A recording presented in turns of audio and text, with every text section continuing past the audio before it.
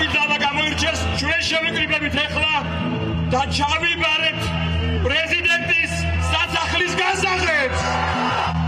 არალეგიტიმური პრეზიდენტის სასახლის გასაღების ჩასაბარებლად მამაკაცური ძალა თავისუფლებიდან ათონელის რეზიდენციისკენ 4 ოქტომბერს 18 საათსა და 46 წუთზე დაიძრა.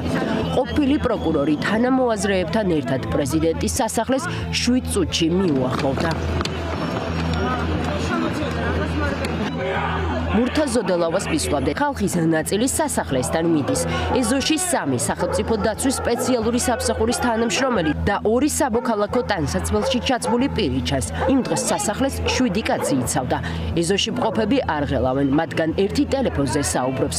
მისვლიდან 1 წუთსა და 50 წამში ჭიშკრის რყევის ხმა ისმის. პროცესების დაწყებიდან 23 წამში ყურადღებას ღობის სხვა მხარე იქცევს, რომელიც ვარდება. ვიდეო მასალის მიხედვით რკინის ღობე 6 წამში 5 შეჯანჯღარებით მოიშალა. ეს ყველაფერი კი 3 ადამიანმა ქნა. ხედავთ რომ რკინის ჩემპირი მოამტვრიეს დაპირისპირებას ხედავთ ახლას პრეზიდენტის სასახლესთან. როგორ მოძრა ღობე 6 წამში 3 ადამიანის შეჯანჯღარების შედეგად. იყო ეს წინასწარ დაგეგმილი პროვოკაცია და ყავდა თუ არა ოცნებას ეროვნული კრების მონაწილეთა შორის შეგზავნილი აგენტი, რომელიც დანარჩენებს დანაშაულისკენ უბიძგებდა. ეს ღობე, რომელიც ჩაბეტონებულია და არ არის მოძრავი, ასე ადვილად წესით და რიგით მით უმეტეს სტრატეგიული ობიექტის ღობეა, ხო? ის ჭიშკრის გაღებაც უნდათ, მაგრამ ჭიშკარს ვერაფერი ვერ გაუკეთეს. ის ფაქტია, რომ ვივარაუდო, რომ აქ სულ სხვა სცენარი ჰქონდათ ყველას გამიზნული და დარწმუნებული იყვნენ, რომ სხვა სცენარით წავიდოდა და წავიდა საერთოდ სხვა სცენარით. ვიღაცა რაღაცას დაპირდა, რაც აღარ შეასრულა მერე. ადგილზე, სადაც სახალხო კრება სპეცრაზბელების მათ მხარეს გადმოსვლას ელოდა, დაპირისპირება მოხდა. განსაკუთრებულ დავალებათა დეპარტამენტის წარმომადგენლები შეჭრიდან მესამე წუთის მიწურულს გამოჩნდნენ, თუმცა არა კეთილგანწყობილები, როგორც ამას სავარაუდოდ ლიდერები ელოდნენ. დეპარტამენტის თანამშრომლები გამოვიდნენ. კადრში 22 სპეცრაზბელის გამოსვლა ჩანს. წიწაკის სპრეის გამოყენების შემდეგ ეზო დატოვეს მომიტინგეებმა, მანამდე კი ფიზიკური დაპირისპირება იყო. საპატრულო პოლიციამ ორბელიანის სასახლემდე ფეხით ირბინა და მალევე ეზოში სპეცრაზბელების გვერდით ჩადგა. 19 საათსა და 12 წუთზე ორბელიანის სასახლესთან თავად პაატა ბურჭულაძე მიდის. არ გინდა. გადით უკან. არ ჩამოუშირო. არ გინდა. გაიწიეთ უკან. არ გავედო.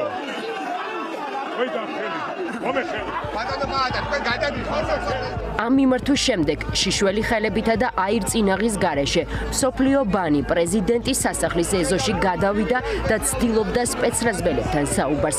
საპასუხოდ მას წიწაკის სპრეის სახეში შეასხეს. გამოვიდა პაატა.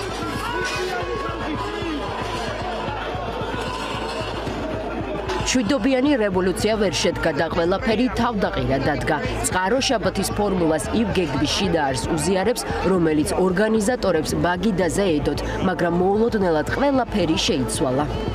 გეგმა იყო ასეთი: საორგანიზაციო ჯგუფს უნდა წარედგინა კონკრეტული მოთხოვნები. აქცია უნდა ყოფილიყო მშვიდობიანი და კონსტრუქციული.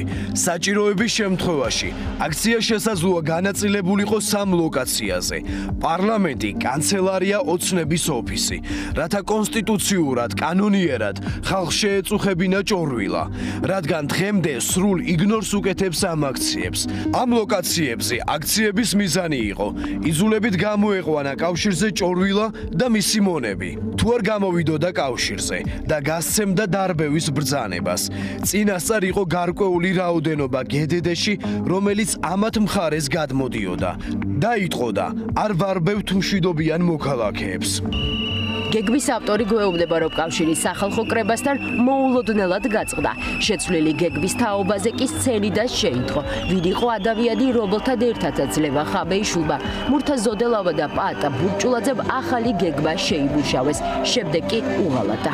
ვიღაცამ თავის საქმე არ გააკეთა, თავის წილი საქმე არ გააკეთა. ორმაგი აგენტების თემა ადრე თუ გვიან, რაც შეიძლება ადრე გამომჟღავნდეს ვინც იცის მისგან არ ვიცი ვინ იცის მაგრამ ვინც იცის აუცილებლად უნდა გამომჟღავნდეს იმისგან ვინ იყო ეს ერთ-ერთი ვერსიით ის ყოფილი ძალოვანი და თანამდებობის პირია რომელმაც ლევან ხაბეიშვილის ნდობა მოიპოვა შაბათის ფორმულას უყვებიან რომ მან 4 ოქტომბრამდე რამდენიმე მნიშვნელოვანი ინფორმაცია მიაწოდა ორგანიზატორებს რის გამოც ნდობის ხარისხმა იმატა თუმცა მოგვიანებით დიდი ალბათობით 4-ში 4 საათზე მშვიდობიანი რევოლუციის ავტორები გადააგდო ეს არისო ის რაც ათონელზე დაგეგმილი ჰქონდათ აქციის ორგანიზატორებს. არ გამორიცხავ რომ იქ ყოფილიყვნენ ჩვენამდე პროვოკატორებიც, რომლებმაც ამ ყველაფრის რაღაც ინსცენირება მოაწყვეს. მშვიდობიანი მოქმედების გარდა მათ თავში არასდროს არაფერი არ ყოფილა. რომელ დეტალში გამოიხატება მათი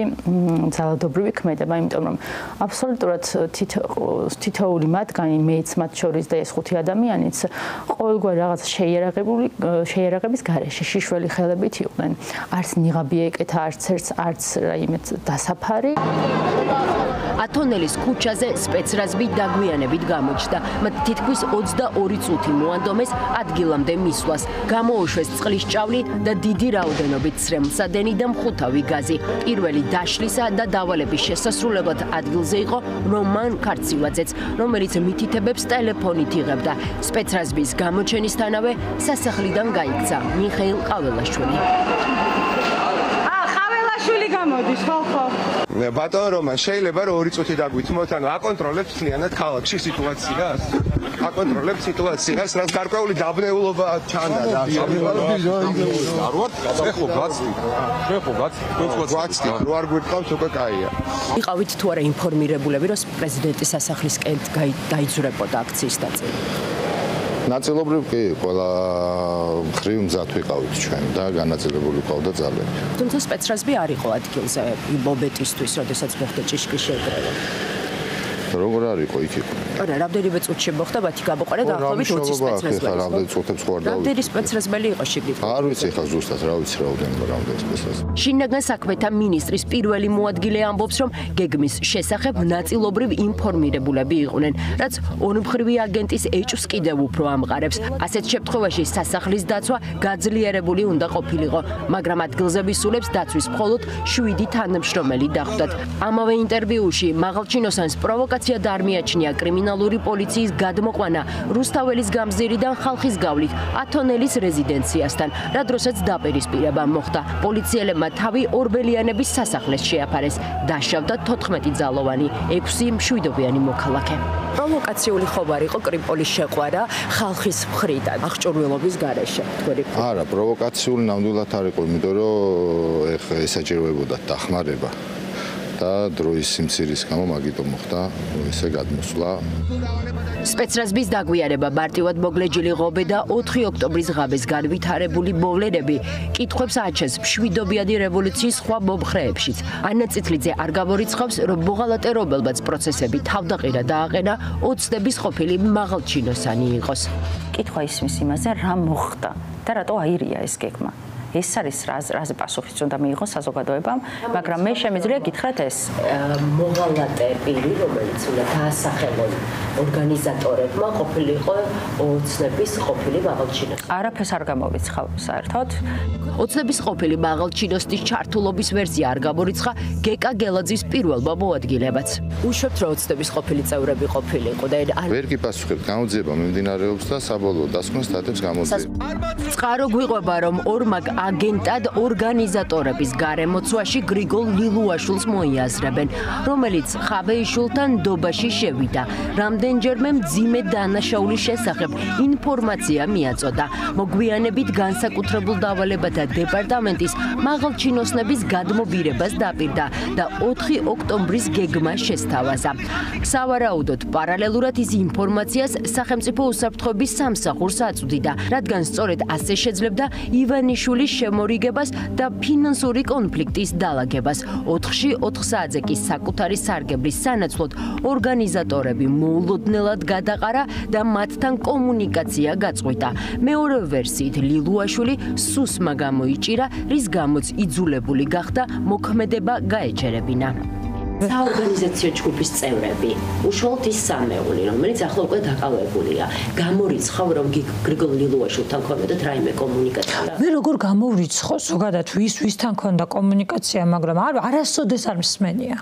აუცილებელია თუ არა, რომ ამ ადამიანებმა ისაუბრონ ღიად. მე ვფიქრობ, რომ აუცილებელია. მე ვფიქრობ, რომ ძალიან მნიშვნელოვანია, რომ ვიცოდეთ რა მოხდა. ინფორმაციას გრიგოლ ლილუაშვილის თაობაზე შაბათის ფორმულას რამდენიმე წყარო უდასტურებს. წყაროს ცნობით ყველასგან მალულად ლილუაშვილთან ორი შეხვედრა კონსპირაციულ ბინაში შედგა. პირველად ლევან ხაბეიშვილის მონაწილეობით, მეორე ჯერზე კი ლევანი მურთაზ ზოდელავამ ჩაანაცვლა.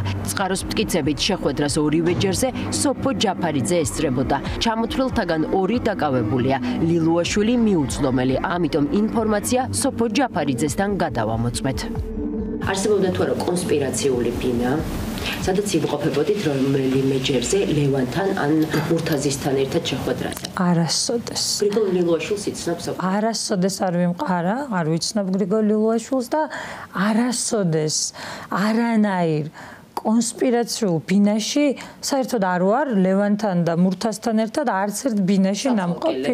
არ ვიცნობ გრიგოლ ლილუაშვილს, ერთადერთხელ მყავს რამდენიმე წლის წინ პანაშვიდზე ნანახი და ვერასოდეს ვერავინ ვერანაირ ფაქტს ვერ ცდადებს, ვერც ვერავინ ვერ იტყვის, რომ ოდესმე სადმე მას შევხვედრი ვარ. გრიგოლ ლილუაშვილის მიმართ ცენტრალური კრიმინალური პოლიცია ჯერ არ დაინტერესებულა. შაბათის ფორმულას ინფორმაციით ბაბუკა მდიდარაძის მუშაობით ოლიგარქიაში კმაყოფილებას ვერ ბალავენ. 4 ოქტომბრის ჩაგდებული რევოლუციის გამო სუსის ახალი უფროსი გავლენების გაფართოებას ცდილობს. გავრცელებული ინფორმაცია გეკა გელაძის ჩანაცვლების თაობაზე მდიდარაძის მეგობარ როლად ბესხდა გადავამოწმეთ.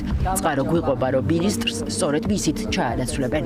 თქვენი კანდიდატურა განიხილება თუ არა შსს მინისტრად? არ ვადასტურებ. იცოდით ამ კითხვის შესახებ წინასწარ? დიდი ხანია სწორი დადის და არ ვადასტურებ. მამუკა მდიდარაძე ლობირებს თითქოს თქვენ და სურს რომ გახდეთ ბობაველი შინაგან საქმეთა მინისტრი. უარყოფთ ამ ინფორმაციას? მამუკა მდიდარაძე არის ჩემი მეგობარი და ლობირებთ, არავინ არ ლობირებს. პასუხისგებლობის ნაწილში ვიდი იღებს? მე ვიღებ პასუხისგებლობა, რაც დღეს მოხდა და მე მოხდა დიდებული რამ, რომ წავარსეთ ახალი საქართველო. ეს გაცხადება მსოფლიო ბადმა კლინიკაში გადაყვანამდე გააკეთა. შემდეგ კი დააკავეს. დაკავებულები არიან პაატა ბაჯგალაძე და ლაშა ბერიძეც. არ დაელაპარაკოთ რესურსი ახალს აზრი მაგაში დრო არ დახარჯოთ, ეძებეთ თქვენაირი გულანთებულები, თქვენაირი ხალხი იქ მეტი სარგებელი იქნება, მეტი თანადგომა იქნება და მეტი საიდუმლო შენახვაც იქნება. მურთაზ ზოდელავას ეს სიტყვები ყველა მინიშნებად მიიღო, მაგრამ მას განმარტებების დრო არ ჰქონია. ინტერვიუს დასრულებამდე ის ირაკლი ნადირაძესთან ერთად კრიმინალურმა პოლიციამ ძალისხმიერი მეთოდებით აიყვანა. ისინი დაკავებას 4 ოქტომბერს რუსთაველის გამზირზე პარლამენტის წინ ერთმანეთის გვერდიგვერდ ელოდნენ.